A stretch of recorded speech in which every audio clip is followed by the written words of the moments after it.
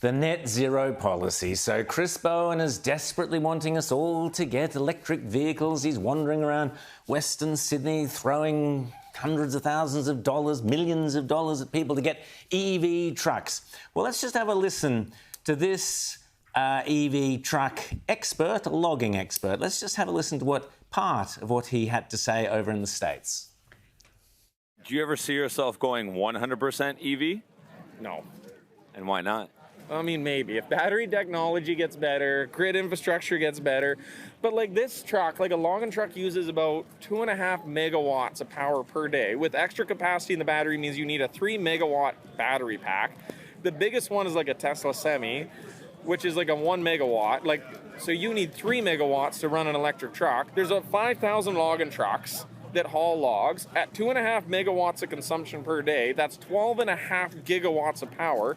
Site C Dam has been under construction for the last, 15 years at a cost of $20 billion, and that has a 1.1 gigawatt. So a $20 billion dam that takes 15 years to build has a 1.1 gigawatt capacity, and logging trucks, just logging trucks alone, are using 12.5 gigawatts. You would have to flood an area of land the size of Wales to produce that hydropower. Well, we need a lot to make a fully electric feasible on the North American grid with batteries and all that.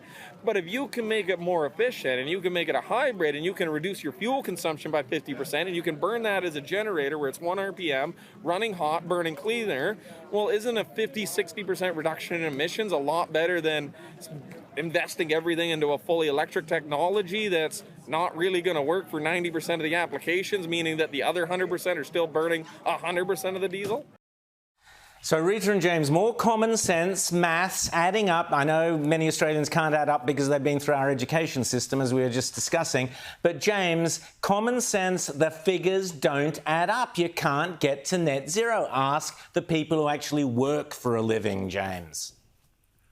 Well, Rowan, I don't know. I was watching that whole clip there and I was thinking, what are we talking about here? Using electric vehicles to go logging? I mean, logging is the last thing we should be doing. We should all be living in straw yurts or whatever it is that we're going to go to next year. I mean, no, obviously the maths simply don't make sense. They don't stack up, and they keep trying to play with the maths every time anybody points it out and says, oh, no, you can't say that. It's just, you're being, you're terrible and blocking and all of that. I mean, you can see that in the whole fight that the CSIRO got into last week when, they were called out for their assumptions on the costs and the ability to get to net zero. Again, it doesn't work. It is a physical impossibility. If you look around the world, you see that gas and coal are still being used. If we were a sensible country, we would be using a lot of gas to get us to nuclear rather than going and doing, what this guy says they're trying to make him do,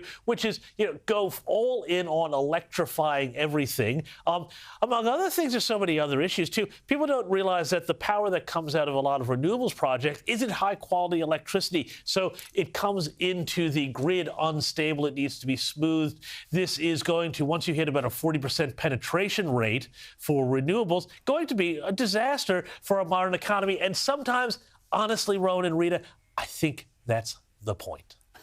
Rita, the EVs have been a disaster for the CEO of Hertz. He's been fired, Rita, for going down the EV route. It cost him his job.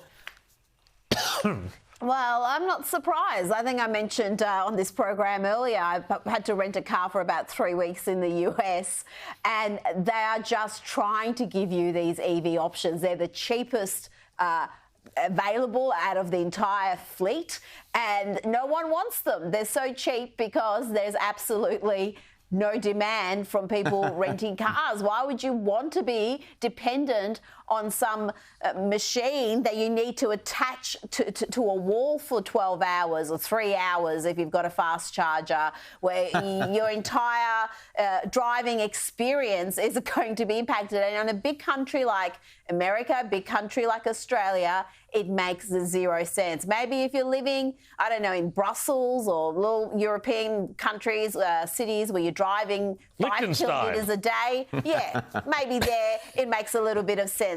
It doesn't make sense here. It doesn't add up. And where's that electricity coming from? It's still coming from coal power plants. That's what you are using to I think charge net your zero, electric net cars. 0 cents, Rita, net 0 cents. But just very quickly, have a quick look at the laughable Justin Trudeau talking how climate change and democracy don't seem to work together. Have a listen. We're all facing a series of challenges, new and old. We're still reeling from a pandemic that put immense pressure on our democracies. We're seeing growing distrust of government and media and increased polarization exacerbated by misinformation and disinformation. We're dealing with insecurity caused by armed conflicts and climate change.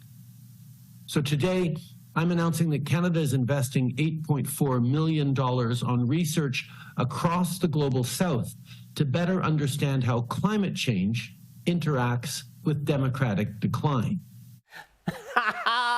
That's too good. I mentioned a comedy show, how climate change, James, interacts with democratic decline. These people are completely bonkers. Well, Rowan, it's the same thing, it's climate change, it's misinformation, it's disinformation, it's, propaganda, it's alt-right, all of these sort of things, they come up with these bogeymen that wind up having one result. We have to make sure that you have free speech to say the things that are approved. We have democracy to vote for the approved candidates. It's all about narrowing freedom, narrowing your choices, Rowan and Rita. That's where this is all going. Well, that's the comedy hour. I tell you, Trudeau doesn't get any funnier than that bloke.